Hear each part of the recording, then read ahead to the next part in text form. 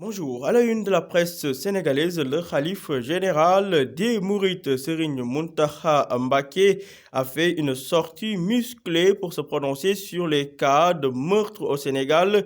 Serigne Mountakha Mbacké, le khalife général des Mourites, de déclarer à la une de Vox Populi que nul ne tuerait s'il était sûr qu'il serait tué. Toujours selon le khalife des Mourides, Dieu dit que celui qui tue une personne semble avoir tué toute l'humanité. Dès lors, le khalife des Mourides demande aux autorités de veiller sur la sécurité des Sénégalais. Touba s'élève contre ceux qui tournent l'islam et les marabouts en dérision. Ceux qui le font dans les radios et les télévisions doivent savoir qu'ils nous causent un mal profond et ça ne peut pas continuer. Tout cela à lire dans Vox Populi. Par ailleurs, Pape Alioune Fall, inculpé et placé sous mandat de dépôt, apprend Vox Populi le meurtrier de Binta Camara écroué à la prison de Tambacounda hier.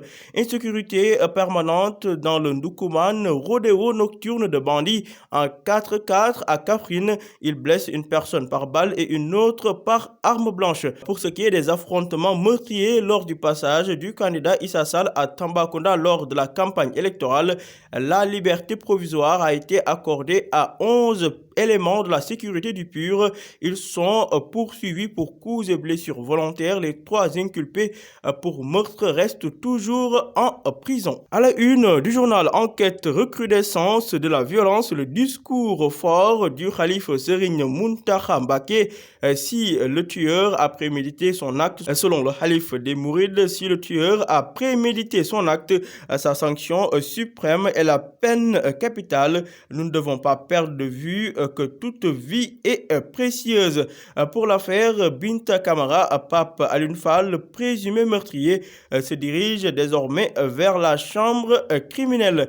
Sécurité au Sénégal, le président Macky Sall annonce un conseil présidentiel prochainement. Pour ce qui est de la gestion de la poste des dossiers brûlants, attendent Abdoulaye Bibi Baldé, renseigne Enquête. À la une de l'Obs, vol, viol et meurtre au Sénégal, la loi du talion. Le khalife général des Mourites rappelle les préceptes de l'islam. Homicide volontaire, le mis en cause est immédiatement soumis à la peine capitale et l'enfer sera sa demeure éternelle. Pour ce qui est du voleur, le Saint-Coran recommande de lui couper la main. Les détails de cette déclaration à lire page 7 de l'Obs. L'Obs qui a également donné la parole à Pape Samba Mboup qui s'est prononcé sur les retrouvailles Wade-Macky. Selon Pape Samba Mboup, les retrouvailles entre Abdoulaye Wade et Macky Sall ont été sabotées. Appel à l'extermination des femmes sur sa page Facebook. La famille de Ousmane Beng plaide désormais la folie. Selon eux, Ousmane Beng suivait un traitement psychiatrique. Des déceptions amoureuses seraient à l'origine de sa haine envers les femmes. Il menaçait même de se suicider, renseigne l'Observateur. À l'Assemblée nationale, pour ce qui est de l'affaire des 94 milliards, une trentaine de personnes seraient ciblées par la commission d'enquête. Le quotidien de ce jeudi nous parle des sanctions concernant les crimes crapuleux au Sénégal. Le réquisitoire de Serigne Bass, lit-on à la une du quotidien. Selon Serigne Bass, celui qui tue avec préméditation est soumis à la peine capitale. Justement, pour ce qui est du meurtre de Binta Camara, Pape Alioune Fall fera face au juge ce matin.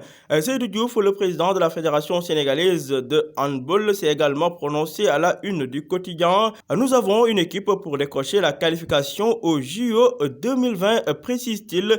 D'autre part, le professeur Zouanke s'est également prononcé à la une du quotidien. Selon lui, la réforme actuelle ne donne pas plus de pouvoir au président de la République. Toutes ces informations à lire dans le quotidien. À la une du journal Les Échos, pour ce qui est du meurtre de Binta Camara, Pape Alioune Fall placé sous mandat de dépôt, Touba sonne l'alerte. D'autre part, Les Échos nous apprend que Siredia reste directeur général de la Poste un mois après son limogeage. Siredia en effet sommé de convoquer le conseil d'administration. Scandale du véhicule acheté au PCA de la SNHLM, Moustapha Fall Thié se lave à grande eau à la une des Échos. Selon lui, je cite, je n'achète pas, je ne négocie pas, je ne paye pas le véhicule qui m'est affecté. Dans le cadre de ma mission, je dois être doté d'un véhicule de fonction au bout de 5 ans, il est amorti, réformé et remplacé par un autre, a précisé Moustapha Faltier à la une des Échos. Pour ce qui est du retrait du Royaume-Uni de l'archipel de Chagos, Dakar porte la résolution, Londres se fâche, renseigne les Échos. Les États-Unis et 5 autres pays ont voté contre. L'ambassadeur du Royaume-Uni à New York crache ses vérités. Chernian, l'ambassadeur du Sénégal aux Nations Unies, de déclarer que ce n'est pas une initiative du Sénégal mais de l'Afrique. Nos relations avec le Royaume-Uni sont au beau fixe, rajoute-t-il. Bagarre entre éléments du PUR et militants de l'APR à Tambacounda lors de la campagne présidentielle.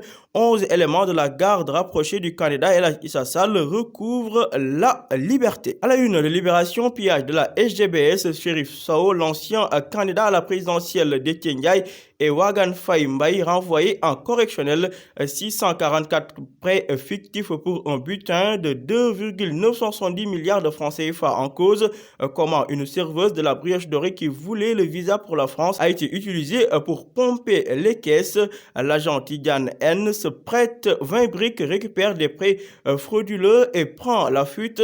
Toujours selon Libération, ces deux positions dévastatrices qui accablent le chef d'agence Chérif Sow, le directeur commercial d'Étienne Ndiaye et l'agent de crédit Wagan Faye Mbaye de Manco sont à lire à la page 5 de Libé. Placé sous mandat de dépôt hier, l'assassin de Binta Camara chargé à fond par le juge.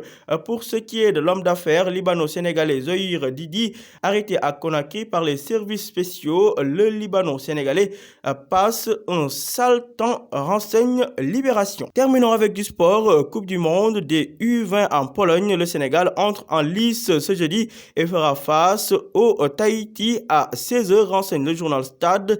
CAN 2019, liste des Lions, 3 grosses interrogations pour le coach Aliou Cissé concernant le gardien Demba Camara à la place de Abdoulaye Diallo. Pour ce qui est du poste d'arrière gauche, on pourrait également voir une grosse surprise au niveau de l'attaque. Abdoulaye Diallo, Famara Diédhiou et Mbaye Diagne en concurrence. Mondial U20, comme je l'annonçais tantôt, le Sénégal entre en lice ce jeudi et fera face au Tahiti à 16 h. Gianni Infantino, le président de la FIFA, échoue à faire adopter sa mesure. La FIFA renonce à un mondial de 48 équipes lors de la Coupe du Monde 2022. Tout cela à lire en détail dans le journal Stade. À vos journaux et bonne lecture.